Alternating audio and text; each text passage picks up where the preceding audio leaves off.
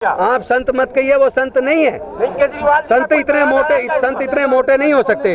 वो तो लोगों का खून चूस चूस के मोटे हो गए। 110 करोड़ में से जिस दिन आधे भी बौद्ध बन गए, उसके बाद लड़ाई अपने आप जीत जाएंगे, लड़ने की जरूरत नहीं पड़ेगी। और चोट उन लोगों को जो दर्द हो रहा है इसलिए हो रहा है क्योंकि जो उनके पुरोहित जो इस चढ़ावे के ऊपर ये करोड़ों रुपयपति बन के मोटे पेट बना के बैठ गए, उनका वो चढ़ावा बंद हो जाएगा। लेकिन मैं ये कह रहा हूँ, राजेंद्र गौतम को मार भी दोगे तो भी उनकी दुकानें तो बंद होनी, चूंकि अब करोड़ों राजेंद्र गौतम पैदा हो चुके हैं, वो इस लड़ाई को अंजाम तक पहुंचाएंगे। कि जो इस तरह की हेट स्पीच देते हैं, इस तरह को धमकाते हैं, आतंकित करते हैं, उनके खिलाफ पुलिस को खुद ही मुकदमा दर्ज करना होगा। लेकिन जब से बीजेपी की सरकार केंद्र के अंदर आई है, तब से जातिगत उत्पीड़न की घटनाएं और ज्यादा बढ़ गई हैं। तब से जातिवादी जो गुंडे हैं, उनके हौसले और भी ज्यादा बुलंद हो गए। तो ये देश के लिए बहुत खतरनाक है। ये प्रपंच है उनका, ये झूठ है उनका।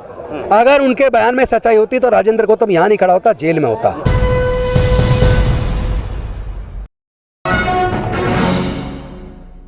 जातिगत उत्पीड़न के खिलाफ इस वक्त दिल्ली के जंतर मंतर पर उतरे हैं राजेंद्र जी, जिन्होंने इस्तीफा दिया था मंत्री पद से। और कुछ वीडियोस इनके पहले भी आपने देखे होंगे हमारे जरिए, कि जिसको लेकर काफ़ी धमकियां भी दी गईं, और किसके ज़रिए वो धमकियां दी गईं वो चर्चा का विषय है। और उसके बाद FIR कराई गई, एप्लीकेशन दी गई, लेकिन शिकायत पर पुलिस के ज़रिए कोई कार्रवाई नहीं की गई। इसका भी अफसोस और मलाल इनको काफ़ी है।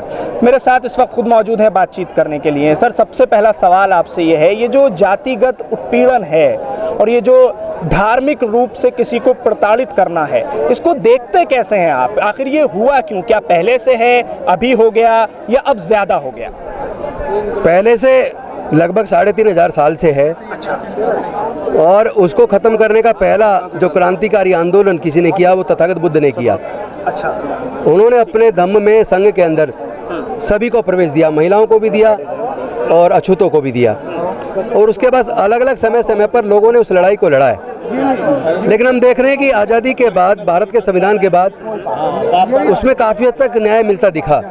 लेकिन जब से बीजेपी की सरकार केंद्र के अंदर आई है, तब से जातिगत उत्पीड़न की घटनाएं और ज़्यादा बढ़ गई हैं। तब से जातिवादी जो गुंडे हैं, उनके हौसले और भी ज़्यादा बुलंद हो गए।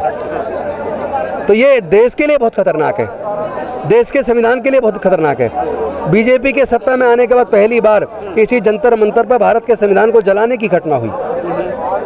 तो आखिर ये देश जा किस दिशा में रहा है? आप सोच के देखो, अगर मनुस्मृति का शासन आ जाए और बाबा साहब का बनाया संविधान देश से खत्म हो जाए, तो देश में ना तो फिर महिलाएं सुरक्षित हो पाएंगी, ना महिलाओं को न्याय मिलेगा, ना अनुसूचित जाति जनजाति पिछड़े वर्ग के लोगों को न्याय मिलेगा, ना अल्पसंख्यकों को न्याय मिलेगा। फिर तो भारत, मुझे लगता है, टूट जाएगा। तो भारत को जोड़े रखने के लिए जरूरी है कि भारत का संविधान पूरी लेटर और स्पिरिट के साथ में पूरी तरीके से लागू होना चाहिए। राजेंद्र जी, जातियां तो देश में बहुत सारी हैं, अनेकों हैं, लेकिन ये उत्पीड़न है किसके खिलाफ और किसके जरिए है? ये मेरा सीधा सवाल है। आप देखेंगे तो जातिगत उत्पीड़न केवल अनुसूचित जाति और जनजाति और पिछड़े वर्ग के लोगों के खिलाफ है। आप मुझे जाति की वजह से किसी ब्राह्मण के साथ उत्पीड़न दिखा दो, जाति की वजह से किसी क्षत्रिय के साथ उत्पीड़न दिखा दो, जाति की वजह से किसी वैश्य के साथ उत्पीड़न दिखा दो, क्योंकि जो उनका धर्मशास्त्र जो उनको गवर्न करता है, उनकी सामाजिक व्यवस्था को जो गवर्न करते हैं, मनुस्मृति गवर्न करती है। मनुस्मृति अनुसूचित जाति जनजाति पिछड़े वर्ग और महिलाओं, इनके साथ उत्पीड़न करने को अलाउ करती है, क्योंकि वो कहते हैं ढोल गंवार शूद्र पशु नारी ये सब ताड़न के अधिकारी। तो जब उनकी वो धर्मशास्त्र उन लोगों को उत्पीड़न करने के लिए अलाउ करती है, तो फिर तो कैसे देश बचेगा? लड़ेंगे कैसे इस चीज़ से? इससे लड़ने का एक ही तरीका है कि जो डॉक्टर बाबा साहब अम्बेडकर जी ने उस व्यवस्था को सुधारने का काफ़ी प्रयास किया, लेकिन जब उन्हें लगा कि ये सामाजिक व्यवस्था जात के और वर्ण के ऊपर आधार पर जो बटी हुई है, सुधरने को तैयार नहीं है, तो उन्होंने फिर कहा कि मैं भारत बौद्ध में करी, मैं भारत को बौद्ध में करूँगा। तो जब देश के बहुजनों की संख्या देश के अंदर लगभग 135 करोड़ में से 110 करोड़ है, 110 करोड़ में से जिस दिन आधे भी बौद्ध बन गए, उसके बाद लड़ाई अपने आप जीत जाएंगे, लड़ने की जरूरत नहीं पड़ेगी। और चोट उन लोगों को जो दर्द हो रहा है इसलिए हो रहा है क्योंकि जो उनके पुरोहित जो इस चढ़ावे के ऊपर ये करोड़ों रुपयपति बन के मोटे पेट बना के बैठ गए, उनका वो चढ़ावा बंद हो जाएगा। ये आपको जो जान से मारने की धमकियां आई हैं, वो इसी तरह के बयान की वजह से आई हैं? वो उसी बयान की वजह से आई है, क्योंकि उन्हें लगता है उनकी दुकानें बंद होने वाली हैं। अगर लोगों ने उनसे कर्मकांड करवाने बंद कर दिया, उनको चंदा देना बंद कर दिया, तो उनकी तो दुकानें बंद हो जाएंगी। लेकिन मैं ये कह रहा हूँ, राजेंद्र गौतम को मार भी दोगे तो भी उनकी दुकानें तो बंद होनी, चूंकि अब करोड़ों राजेंद्र गौतम पैदा हो चुके हैं, वो इस लड़ाई को अंजाम तक पहुंचाएंगे। आपने एप्लीकेशन भी दी थी थाने में, जैसा मैंने शुरू में कहा था, क्योंकि मैं आपकी स्पीच सुन रहा था गौर से। आपने कहा एप्लीकेशन दी थाने में, SHO, DCP सबको इसके बारे में अवगत कराया, लेकिन किसी ने कोई कार्रवाई नहीं की, ऐसा क्यों? कोई कार्रवाई नहीं हुई। अगर एक जो अभी मंत्री रहा हूँ अब तक, और आज भी जनता का चुना हुआ प्रतिनिधि हूँ, MLA हूँ, लेकिन आज तक भी अगर ये मुकदमा दर्ज नहीं किया पुलिस ने, LG साहब चुप बैठे, राष्ट्रपति जी को चिट्ठी भेजी, गृह मंत्री जी को चिट्ठी भेजी, उस पर भी कोई कार्रवाई नहीं है। सुप्रीम कोर्ट का जजमेंट आ चुका है कि जो इस तरह की हेट स्पीच देते हैं, इस तरह को धमकाते हैं, आतंकित करते हैं, उनके खिलाफ पुलिस को खुद ही मुकदमा दर्ज करना होगा, और नहीं करेगी तो सुप्रीम कोर्ट उनके खिलाफ कंटेम्प्ट ऑफ कोर्ट इशू करेगा। वहाँ से भी अभी कोई कंटेम्प्ट ऑफ कोर्ट का नोटिस इशू नहीं हुआ है। मुझे इस बात की पीड़ा है, पर मैं इस लड़ाई को अंजाम तक पहुँचाऊँगा, और सुप्रीम कोर्ट में भी जल्दी हम इसके बारे में रिट डालेंगे। लेकिन उनका कहना है कि राजेंद्र जी धर्मांतरण करा रहे हैं, शपथ दिलवा रहे हैं, हिंदुओं को उकसा रहे हैं, बहका रहे हैं और उनको बौद्ध धर्म में ला रहे हैं। मैं कह रहा हूँ, मुझे एक बयान मेरा दिखा दीजिए जिसमें मैंने हिंदुओं को उकसाया हो, बहकाया हो या किसी को जबरन बौद्ध बनाया हो। एक बयान दिखा दीजिए। ये प्रपंच है उनका, ये झूठ है उनका। अगर उनके बयान में सच्चाई होती तो राजेंद्र गौतम यहाँ नहीं खड़ा होता, जेल में होता। आगे क्या होने वाला है इस पूरे मामले में? आगे पूरा भारत बुद्ध की ओर चल पड़ा है। सर, संतों के खिलाफ FIR करवाई आपने कहीं से? बिल्कुल, उनके खिलाफ मैंने देश के राष्ट्रपति जी को कंप्लेंट दी है, मैंने देश के गृह मंत्री जी को चिट्ठी दी है, मैंने दिल्ली के उपराज्यपाल जी को कंप्लेंट दी है, मैंने नॉर्थ दिल्ली के DCP साहब को कंप्लेंट दी है, मैंने सिविल लाइन थाने के SHO साहब को कंप्लेंट दी है। रिसीव हुए अभी लगभग मेरे ख्याल से कम 20-25 दिन हो गए, और मुझे बड़ा अफसोस है कि अभी तक उस पर मुकदमा दर्ज नहीं हुआ। मैं जनता का चुना हुआ प्रतिनिधि हूँ, MLA हूँ, और मेरी ही कंप्लेंट पे मुझे जान से मारने की धमकी के खिलाफ मुकदमा दर्ज नहीं हुआ, तो आम लोगों को भारत में न्याय मिलेगा नहीं मिलेगा, इस पे बहुत बड़ा प्रश्न चिन्ह लग रहा है। इस लड़ाई को हम लड़ेंगे। सर, छुआछूत के लिए जिम्मेदार कौन है? संत मत कहिए, आप संत मत कहिए, वो संत नहीं है। संत इतने मोटे नहीं हो सकते।